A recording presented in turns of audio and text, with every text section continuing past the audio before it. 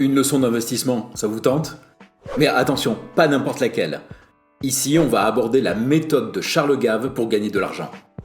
Non, parce que si vous voulez comprendre les mécanismes de l'investissement, autant voir comment ils sont appliqués par les investisseurs qui ont réussi. Ainsi, vous pourrez passer plus facilement de la théorie à la pratique. Et dans cette vidéo, c'est donc la pensée de Charles Gave, ce financier inventeur du métier de conseil en investissement, que nous allons aborder. Alors, voyons ensemble les 3 techniques qui lui permettent de gagner de l'argent par l'investissement et la façon dont il les met en place dans sa stratégie. Du coup, on y va ? Allez, on y va.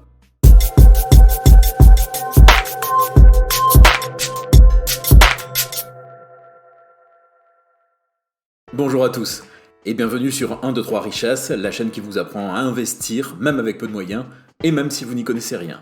Je suis La Voix et aujourd'hui en compagnie de mon ami Le Cube. Bonjour à toute la communauté.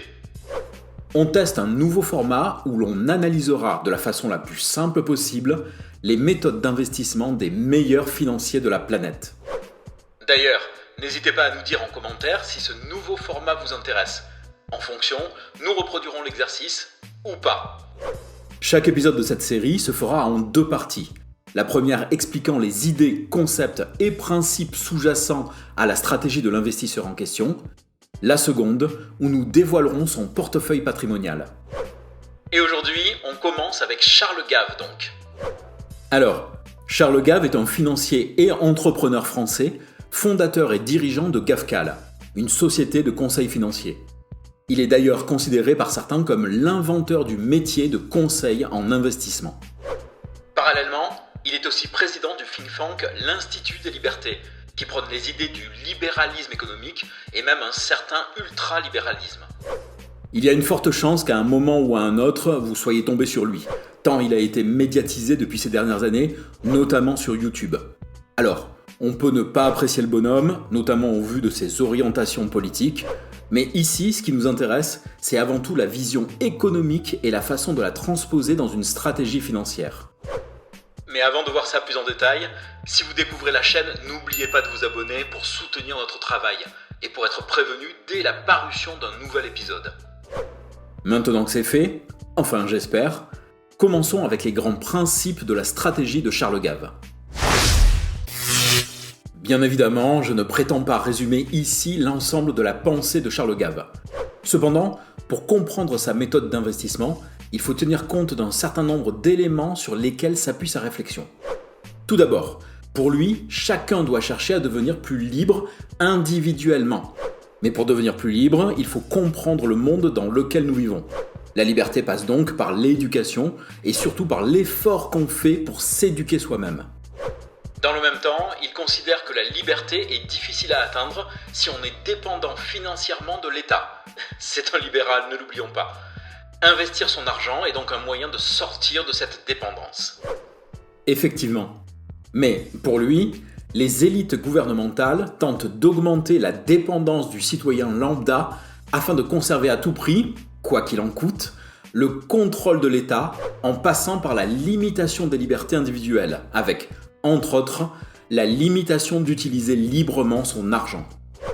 L'argent, et plus particulièrement l'épargne et la rente, devient donc le centre d'un conflit entre individus et gouvernants. En d'autres termes, l'État est le plus grand ennemi de celui qui cherche à gérer son argent. Et il exprime cela de la façon suivante. Comme la dernière chose que l'État veuille, ce sont des citoyens libres, chaque État n'aura qu'une ambition et une seule. Empêcher chaque citoyen d'être indépendant financièrement, en créant toute une série de réglementations pour empêcher les assujettis de gérer librement leurs capitaux. Ce qui les intéresse n'est pas d'avoir de l'argent eux, puisqu'ils ont le pouvoir, mais que vous n'en ayez pas, car votre argent vous permet de résister à leur folie, ce qui n'est pas la même chose. Mais avant de voir comment il intègre ces idées à sa stratégie, passons aux 3 techniques pour gagner de l'argent. Fondamentalement, il n'existe qu'un nombre limité de méthodes pour gagner de l'argent. D'ailleurs, nous avions déjà évoqué la question dans cette vidéo. Et pour l'investissement financier, Charles Gave en répertorie 3 et seulement 3. La première consiste à acheter un actif quand il n'est pas cher et à le vendre quand il est cher. C'est la technique dite du retour à la moyenne. Pour savoir si un actif est cher ou pas cher, on fait l'analyse de la valeur à laquelle l'actif devrait se traiter, puis on regarde l'écart avec le cours de marché observé. Donc, on peut faire une moyenne du prix sur une période suffisamment longue et voir si on est au-dessus ou au-dessous de ce prix moyen. Oui, c'est un bon compromis. La seconde technique est celle dite du momentum et consiste en gros à suivre le mouvement. Si ça monte, j'achète, si ça baisse, je vends. Pour déterminer le sens du mouvement, les partisans de cette méthode utilisent les principes de l'analyse technique et des concepts comme la moyenne mobile. Par exemple, j'achète lorsqu'un actif casse sa moyenne mobile à la hausse et je vends si c'est l'inverse. En général, les investisseurs qui suivent cette méthode n'achètent jamais au plus bas, mais ne se font que très rarement prendre dans des énormes gamelles. La troisième façon de gagner de l'argent est d'utiliser l'argent des autres. Le crédit et l'emprunt donc. Effectivement, il s'agit d'emprunter à un taux bas pour acheter quelque chose qui rapporte plus.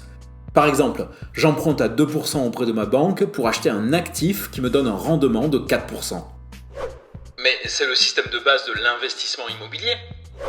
Tout à fait, mais en réalité il peut être utilisé sur chacune des classes d'actifs. Cependant, comme le précise Charles Gave lui-même, c'est de loin la technique la plus dangereuse, tant la dette est certaine et le gain incertain. En d'autres termes, il est très difficile de s'enrichir avec l'argent des autres. Cela dit, les trois techniques ont l'air plutôt faciles. Alors, vu comme ça, tout a l'air très simple, mais dans la pratique, c'est un peu différent. D'ailleurs, tu remarqueras que dans chaque cas de figure, l'analyse des actifs est indispensable avant de les acquérir. Et une fois fait, il faut mettre en place des règles pour acheter ou vendre ces actifs. Comment passer des idées au choix des techniques pour construire son portefeuille d'investissement ? Charles Gave va y répondre via des règles, issues de la réflexion de départ et qu'il synthétise par une question simple : quel niveau de risque dois-je prendre ? Le niveau de risque faisant partie des éléments à déterminer en amont lors de la création de sa stratégie d'investissement. Globalement, notre financier a finalement le choix entre acheter des parts de propriété, pour lui essentiellement en actions de société, ou acheter des contrats, c'est-à-dire des obligations. Du coup, on fait comment ? Un 50-50 ? Eh bien là, il y a deux réponses possibles. Soit on a une gestion passive, où l'on cherche à agir très peu sur son portefeuille d'investissement, et dans ce cas-là, on part sur une moitié dite offensive en actions, et l'autre moitié dite défensive en obligations. Soit on a une gestion beaucoup plus active, et l'on navigue de l'un à l'autre. On achète des actions lorsque l'économie est en croissance, avant de vendre pour passer en obligation lorsque l'économie se contracte. Oui, donc deux façons de faire bien différentes en fonction de son propre profil d'investissement. Après, reste à choisir les actifs. Effectivement. Alors, pour la partie offensive en action, d'abord choisir des valeurs sûres qui ont fait leurs preuves et, en leur sein, identifier celles qui n'ont rien à voir avec l'État. Charles Gave traduit d'ailleurs la règle de cette façon. Si l'État a un siège au conseil d'administration, vous ne l'achetez pas, parce que ça va être géré n'importe comment. Oui, parce que selon lui, l'État ne sait pas gérer, puisque son seul et unique but est d'amener la dépendance du citoyen au détriment de son indépendance financière.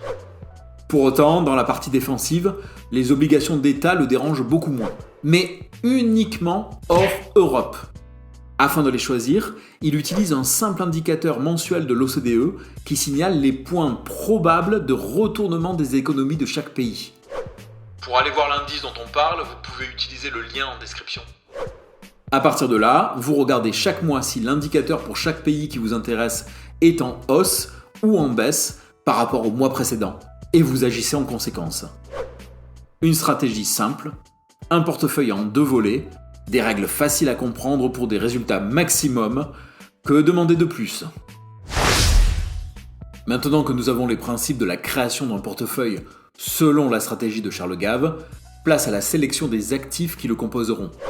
Et justement, on a dédié une vidéo complète à ce sujet qui va s'afficher à l'écran. Mais avant ça, n'hésitez pas à commenter, liker, partager et bien sûr vous abonner si vous ne l'avez pas déjà fait. En n'oubliant pas d'activer la cloche et les notifications pour être prévenu dès la parution d'un nouvel épisode. Du coup, on se dit à de suite dans la deuxième partie de la vidéo ? On dit ça ? Allez, on dit ça.